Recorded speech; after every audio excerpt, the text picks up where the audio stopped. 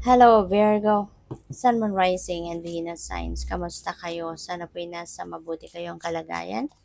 Welcome back po sa Star Tarot. At kung bago kayo rito, welcome din po kayo. Please subscribe, like, share my videos, and leave me a comment kung naka-resonate po kayo. So, Virgo, you are going to be dealing with a younger man. So, o pwedeng anak mo to. Maybe you are going to be dealing with your son. Pwedeng ganun. Or pwedeng younger na kapatid mo to. Kung meron kang kapatid, no? Pwedeng ganun. Or baka jowa mo to. Diba? Baka yung jowa mo mas nakakabata sa'yo. Pwedeng ganun din. So, you will be dealing with this person at this time. Baka meron kang kailangang asikasuhin tungkol sa kanya or siya mismo asikasuhin mo or maaaring meron kayong mga importanteng pag-uusap na kailangan gawin together, ganyan. So we have Owl, good advice from a wise person, Virgo. Maaari na ang iba sa inyo rito is baka meron kayong hihingian ng advice. Maaring hihingi ka ng advice from someone or pwede rin na ikaw ay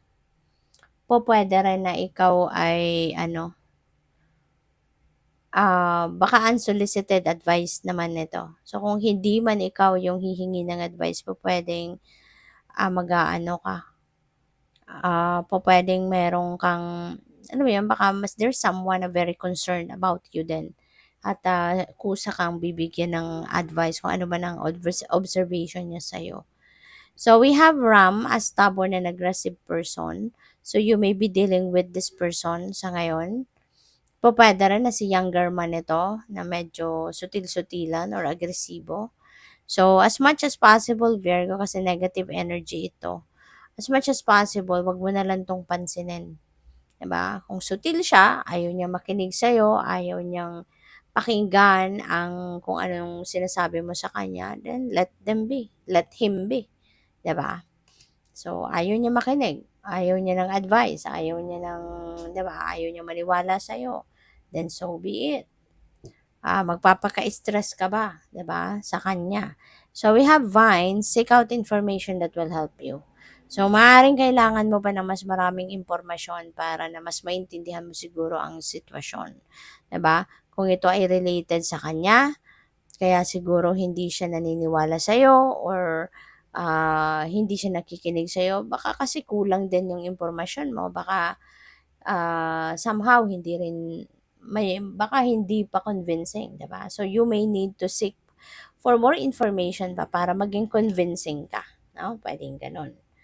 So we have victory in some endeavor. Wow. So this is good, no? Ipagpasalamat mo na agad ito, Virgo, na merong paparating na victory, merong magtatagumpay na ginagawa ka or inaasikaso ka. So kung ano man 'yan, ikaw lang ang tanging nakakaalam, no? Kung ano yung bagay na 'to na pagtatagumpayan mo.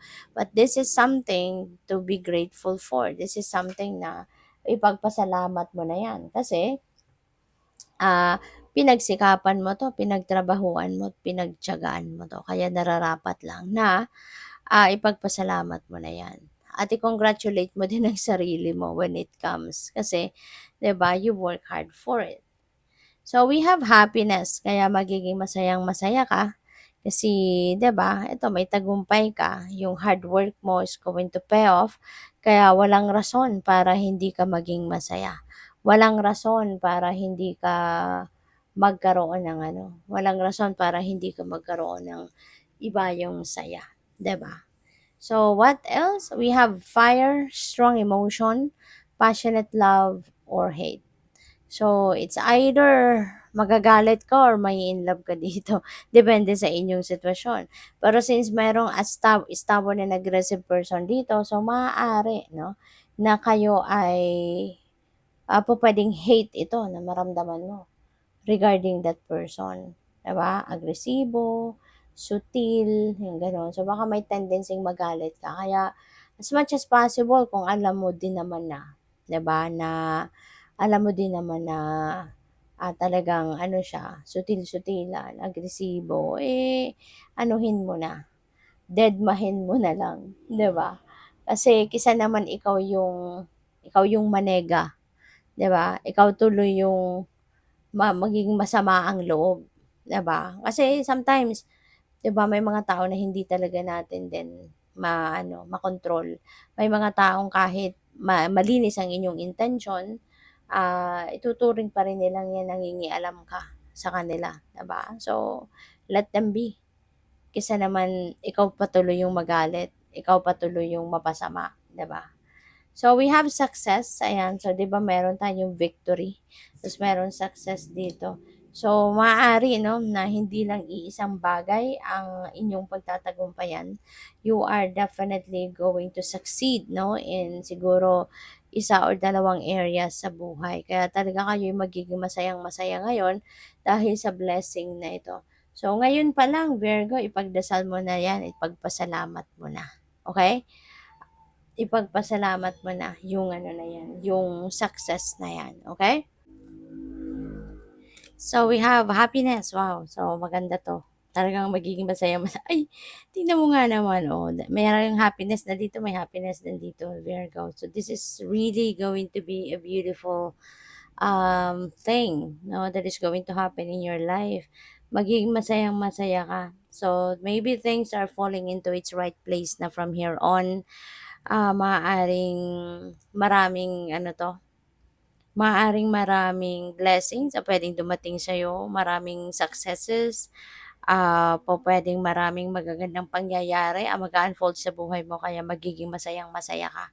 So, good for you, good luck and congrats.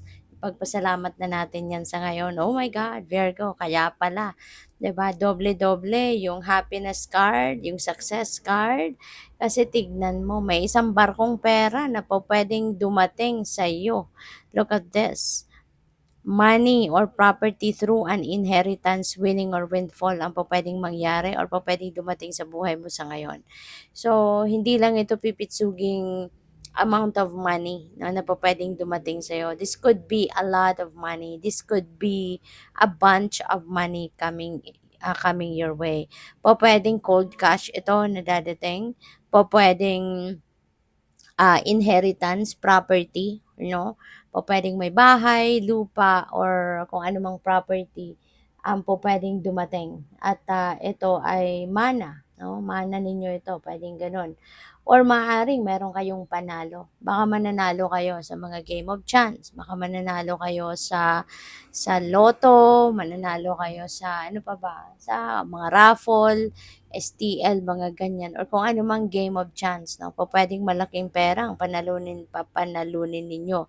Pupuwede rin na windfall of money ito, 'di ba? So, maaari na may dadating na pera na hindi mo inaasahan, 'no? Ikaw na lang tanging makakaalam niyan kung saan 'to manggagaling, 'no, kung ito ay dumating na, kung ito ay mangyari na, 'no? Kaya, ngayon pa lang ipagdasal mo na 'to, ipagdasal mo na 'to na naway dumating, 'no, yung biyayang ito, yung financial blessing na ito. So, what else? We have finger warning you of a problem either now or in the near future. So, magandang merong warning. Kasi pa pwedeng pang may magawa ka dito para makontra ito, pwedeng makapag-ingat kayo, pwedeng maging extra cautious kayo, pwede pang maiwasan ninyo ito. 'Di ba? Kung ano man ang problema na pwedeng mangyari, yan ay pwede mo pang makontra. So, what else? We have egg, success assured with good plans and hard work. So, parang ano to, reminder sa inyo na kapag kayo talaga ay magsisipag, magtsatsaga, 'di ba, magsisikap, pagpaplanuhan ng mga bagay-bagay, magtatagumpay ka talaga, 'di ba? Kaya good for you. So, good luck. Thank you for watching. Love and light. Namaste.